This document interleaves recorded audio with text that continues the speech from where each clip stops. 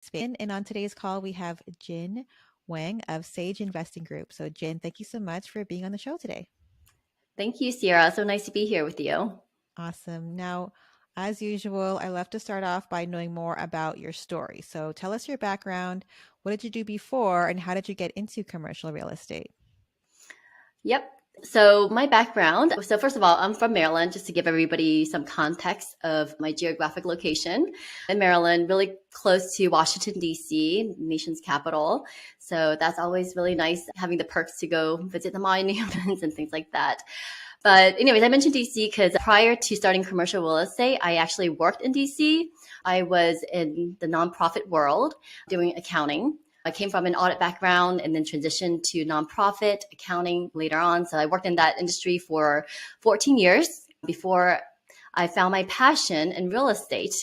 And then you'll hear more about this, and then eventually transitioned full time to commercial real estate. Awesome. So, when was this transition? When did that occur? So actually, this occurred in 2020, in late 2020. So I started doing commercial real estate investing in 2019, joined like a mastermind group, learned the ropes through other people who have been in it a lot longer than I have. And so I started investing in commercial real estate. And then I found my partners in late 2019. We started solidifying our partnership throughout 2020. And then at that point, it was the pandemic. I was working from home, which was a blessing in disguise. It gave me a little bit more time to really figure out what is it I wanted to do, because I knew I didn't really want to stay at my W-2 job forever. It wasn't really particularly what I was really passionate about. And I wanted to make sure I lived my life in a way that I did something really fulfilling and that really allows me to grow into the type of person I feel like I could be, live up to my this potential.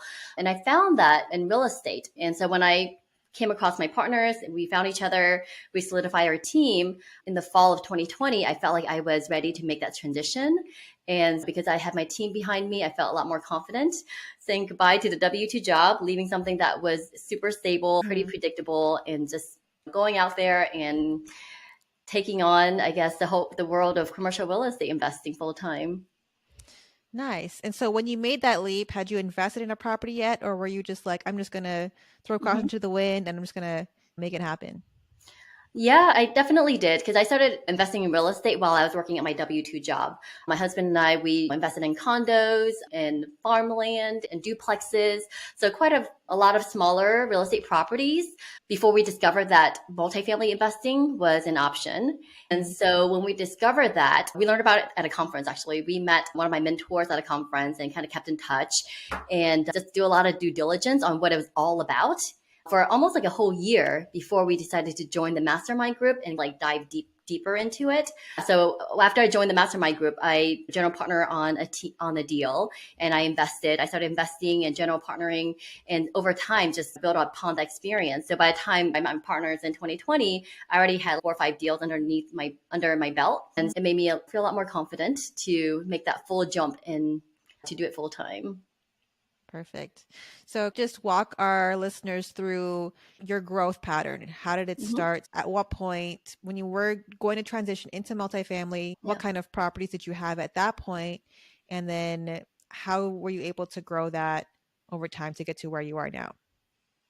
Sure. So before I started multifamily, like I said, we had a condo. We had some farmland, like 100-acre of farmland, but it had a single family house that we rented out and a townhome, and that we were just like long-term rental. And then we built our portfolio. We bought one duplex and then another duplex the following year. This was like in 2017, 2018 timeframe. And so I think we got up to a portfolio of 7 doors on the smaller real estate rental side of things. We Hmm. decided that, you know what? I realized like I need to scale in this business. If I wanted to create a portfolio where I could generate enough passive income to do anything substantial with, to live off of with, to vacation off of with, whatever it is that we Hmm. wanted to do with our lives to have that more freedom, we needed to scale up more. And that was when I started like learning more and hearing more about the multifamily space. And the more I heard about it, the more I learned about it, the more it made sense to me. Not only for myself financially, but I also love the aspect of finding these opportunities that we could also share with our friends and family and also help them create that passive income stream Hmm. as well, and not just keep it for ourselves, but just share these opportunities with other people that can help them out financially as well. Perfect. So at that point, with 7 doors, I decided I need to scale.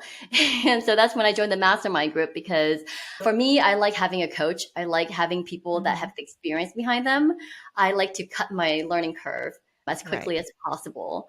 And so what made the most sense was to hire a coach, right? That has 20, 25 years of experience behind him. So that's when I joined my mastermind group. And that's when I started seeing deals and immersing myself in these deals. And from there, like these multifamily properties, they're like 100 units at a time. So it's not before long, before my portfolio grew from 7 doors to over 1,000 doors. And so today I'm a general partner and a limited partner in over 2,600 doors. Nice.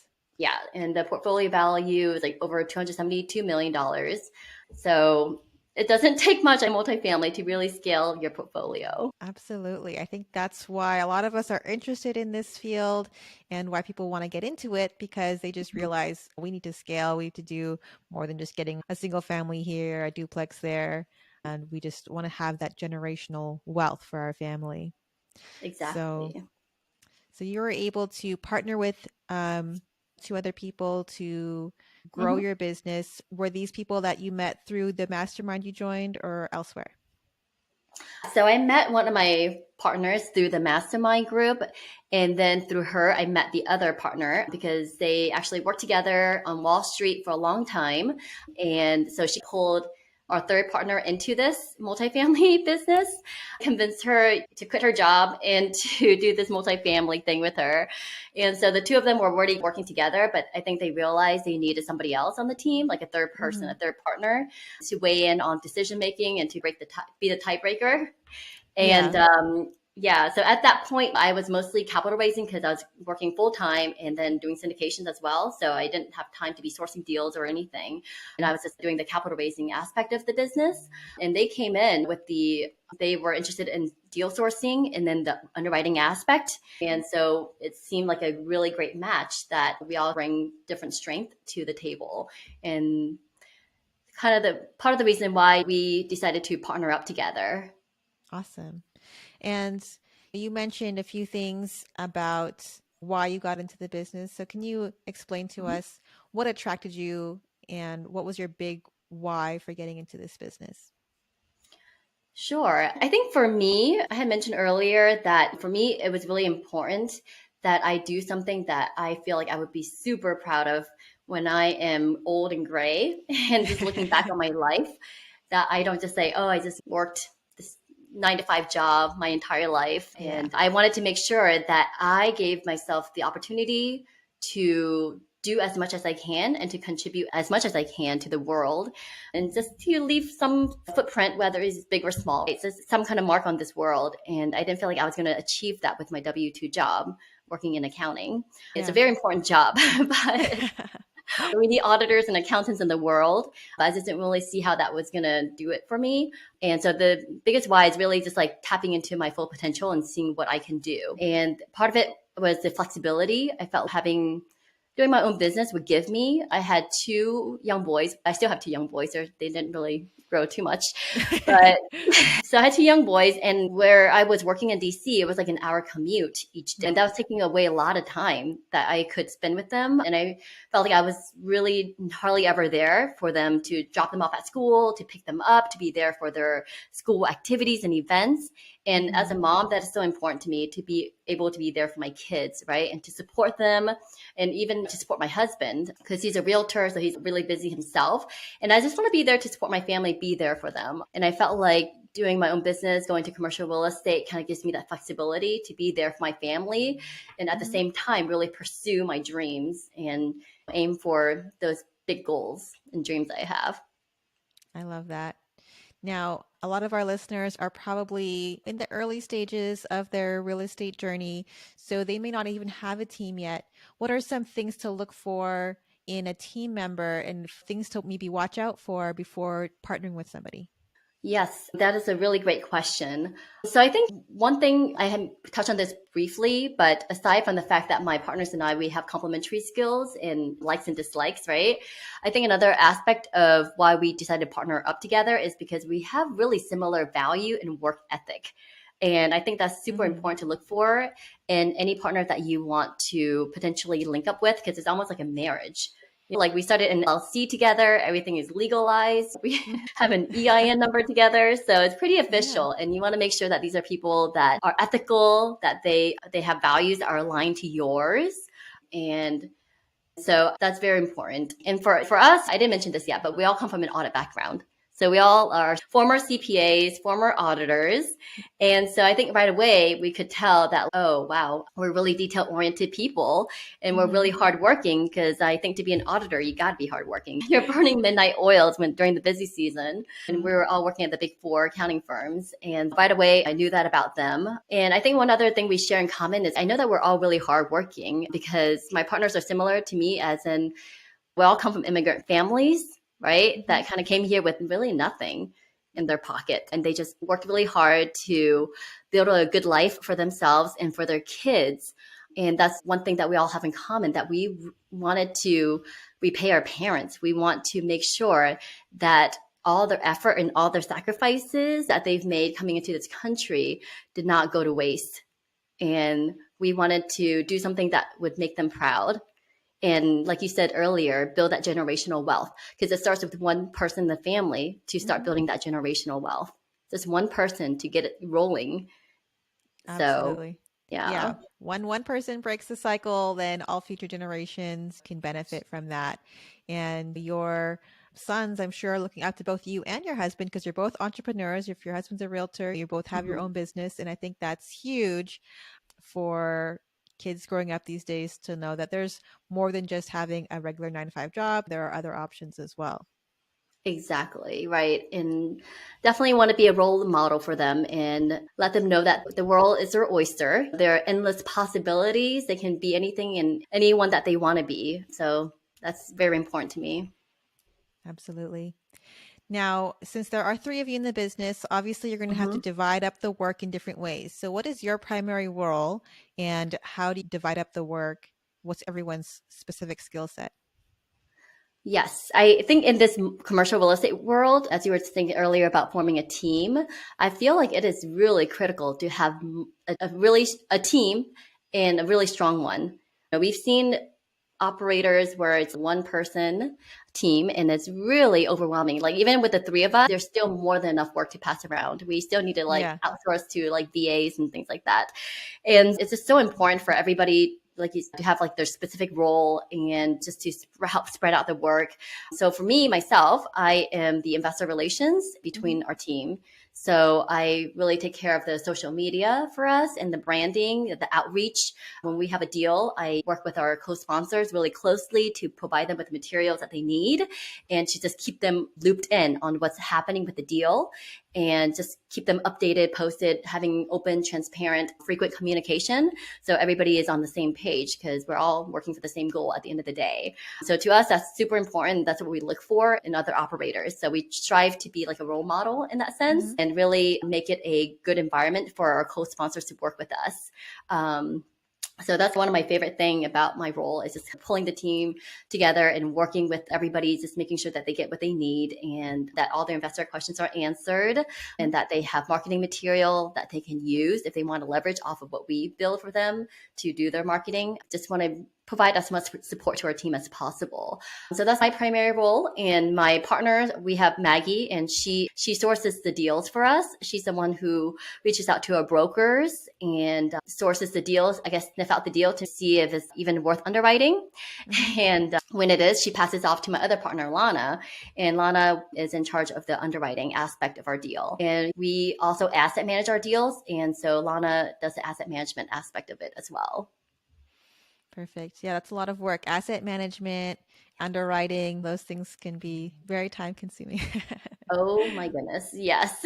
Yeah. I don't know how some people would do it all, but for us, we definitely got to divide and conquer, For sure. yeah. Now, you mentioned about screening the deals before they are sent to underwriting. What are Mm-hmm. some things that people, just for our listeners that are new, like what things Mm-hmm. should they look for in a deal to figure out if it's even worth looking further into it and doing a full underwriting on it? Okay. You're asking from like an operator perspective, correct? Mm-hmm. Yep. Yeah. So I think so when my partner finds a deal, we do like an initial analysis. It's just to make sure like we have an analyzer, which is super duper detailed. And first of all, we pick our target markets, right? So when we find a deal in that market, we already know that this is a strong market. We like it. It has really strong market fundamentals. And we know that there's strong, I guess, diversity of industries in that market. There's strong job bases, right? And that the populations are growing, all that good stuff. So first of all, we make sure that the market is good. And so then when we come across the deal itself, we have a very detailed analyzer that we use, but on a very high level, we plug in the high level figures in there to see what the returns look like on the deal. And so I think before going into much more detail on it though, I think we look at the rent roll really closely. Right. I think what's really important to us is just making sure that the tenant base is a quality tenant base. Because if it's not quality, sometimes it can take a lot longer to execute your business plan because it takes a long time to weed out the bad apples, the property. And that's something that we don't want to have to deal with because obviously it's going to delay distributions, it's going to delay everything. We have to deal with the bad tenants first. So it's really important to us to look at the rent roll, look at the aging report to kind of see where we are in terms of like delinquencies, right? The occupancy and then like economic vacancy. So just seeing what the loss to lease is like, all that stuff. So I think that's really important initially, just to make sure that, okay, this is a good asset to even consider digging deeper into, that the tenant base is good, that the area income is high enough to support our like 3-to-1 income ratio test. So just like preliminary things like that is what we look for. Perfect. All right, I want to switch gears a little bit here and talk about one of the deals that you've done. Mm-hmm. So, a full walkthrough. Tell us about maybe your most difficult deal or maybe your first deal. How did you find the deal? What was your involvement in it? And what did you like and not like about it? Yes, that is a great question. So I think our first deal that we found wasn't really that challenging. It was surprisingly smooth for being our first deal. I guess one aspect of it that made it good was the fact that the seller was also very organized and he was also very good. Yeah, he was really good to work with, just offering us documents that we didn't even ask for. So that's really nice. So that first deal I can't complain anything about. And overall, we've been operating for 14 months now and it's going super well. So that was a gem. Yeah. Our second deal is in the same market as our first deal. It's called Dothan, Alabama, a very tertiary market in like the southeast part of Alabama, close to Georgia and Florida. I don't know if you ever heard of it. No. But no, don't worry. Yeah, I don't think a lot of people have. But it's a really great market. It's a small market, but it's very strong, and so that's why we liked it. So the second deal that we found, it's actually a portfolio deal. It was funny because we came across it through a broker that shared with us the first deal that we got, but then we put in an offer and we got outbidded by another buyer. So then we thought the deal fell through, but then funny thing is, it came back to us. Like I think it was like 6 or 7, 8 months later, the deal came back to us. The seller that had it under contract, in the end, it fell through for them because of the lending situation. And so it came back to us. We underwrote it and submitted another offer. And this time around, it got accepted. All that was good, except the challenging part was that it was a 5-property portfolio. And so the biggest property was 100 units and all the other ones were like much smaller. There's one that's 78 and then the other ones are like 32, 25. So very small. I guess when you underwrite a portfolio, it's just a lot more complicated. Like how the heck do you combine 5 financials together into one and make it in a way that makes sense? So, that, and then just for that one, we had to actually get 3 different loans on it.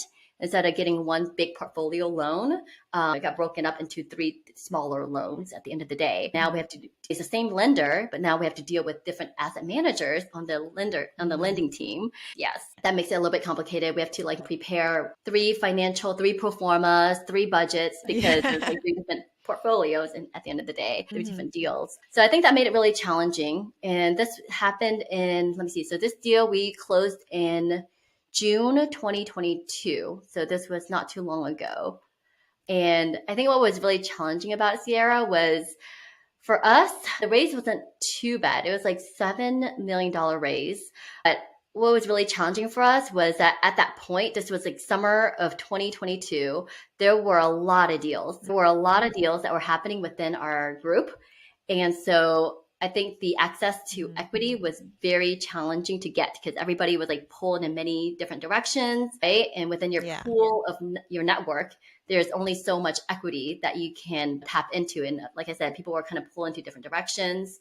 And so for us, our disadvantage was that our market is not really well known. Not a lot of people Mm, have heard, as you yeah. mentioned, of Dothan, Alabama. And of Yeah. course, a lot of people, they go with the sexier markets like Jacksonville, Yeah. Florida, and Atlanta, Georgia. So yeah, it was really challenging, I think, for us, like pulling together like a team that could raise what we needed to raise for the deal. So we had to get a little bit creative with that at the end of the day. But looking back, it was actually, I don't know, like it actually ended up working out really, it ended up really working out really well. We were able to raise more actually than we needed at the end of the day. Miracle happened. We like found the right people who wanted to partner with us, and we were able to raise a lot more than we had initially anticipated, which is good because you need a really nice cushion for rising material costs and labor costs and unknowns. So in the end, it worked out well. And sadly, for some of the other deals that were raising at that time, like we got finished just in time before like interest rates started going up. Yeah. And then, yes, interest rates started going up, and I think people started getting a little bit antsy about the market. And so I felt like a lot of investors wanted to sit on the sideline and weren't really investing as much as they did, in the year prior compared to the year Yeah. prior. And so in hindsight, even though it was a tough raise for us, at the end of the day, we were so blessed. It worked out very well. Like we got it done. We got more than enough. And after that, oh my goodness, there was like huge shortage of capital for a Oh, lot of the wow. other deals that were still raising to close on their deals. Did you have to do any extensions at all? For that one, I believe we did get one extension. Yes, we did do one extension. Not because I think it was because of it was the lender, and but that worked out for us because we needed more time to raise anyways. Perfect. Yeah. Now, have all your deals come through brokers, or have you done any deals where you've just been able to get direct to seller? So our first deal, it came from a broker, but it was off market. So yeah, he was able to share it with us before it went on market. So that was like an off market deal. And then with the second one, it was with the same broker. Actually, no, it was with a different broker. We went with a different broker, and this one was on the market. Yeah, it was already being marketed. So one off market, one the ones that Perfect. we have sourced ourselves anyways. The Yeah. other deals that we co-sponsor on is a mix of off market and marketed deals. Perfect. And tell us about what you're working on now and what is next for you and your team. Sure. So right now we are working on co-sponsoring a deal in Houston, Texas. For us, it takes a while to find a good deal. It takes a long time for us to pencil in a deal that really works. And we have a pretty good investor base. And for us, it's important for investors not to just invest in our deals, but to have a diverse portfolio across different markets, across different operators. And so that's why we're co-sponsoring on other people's deals still, just to give our investors that diversification. And of course, these are deals that we pre-vet. As an auditor, we audit the deals and pre-vet them before we share them with our investors. And of course, we invest in them ourselves. And then we share the opportunity with them once it passes our vetting process. So that's kind of what we're working on now. And right now, things are a little bit slow in the market. And one really important thing to us is to make sure that our team is really strong and that we have good processes in place. We're asset managing two of our own deals. And so right now, we're really solidifying that asset management process and making sure that we can apply it to future deals that we take down. We do plan on taking down a lot more deals, and we're just using what we have right now to build that strong foundation to continue building off of. So just really solidifying our team and strengthening our team and tapping into, I guess, other partnerships that could help us take down bigger deals in the future. Perfect. All right. Thank you so much for being on the show today, Jin. Where is the best place for people to find you online if they want to learn more about you and your company? Sure. So we have a website, sageinvestinggroup.com. And so you guys can find us on there. We have a link button that you can click on to sign up for our Sage Investor Circle. And if you guys want to stay in touch with us and to learn more about our team and get on a call with us, get to know us better, and for us to share future opportunities with you, that's probably the best way to get in touch with us. Or you can also email us at info@sageinvestinggroup.com. Perfect. I'll make sure to include a link to the Sage Investor Circle in the show notes below. And thanks everybody for tuning in today. If you all enjoyed today's show, please write us a 5-star review on Apple Podcasts or Spotify. Every review helps us to be able to reach more and more people looking to get involved in commercial real estate. Thank you so much, Sierra. Today's show was sponsored by Synergy Capital Investments. We help everyday people and busy professionals diversify their portfolio by investing passively in commercial real estate. To download your free passive investment guide for beginners or to schedule a call to see if partnering with us is right for you, go to thrivewithsynergy.com today. That's thrivewithsynergy.com or click on the link below.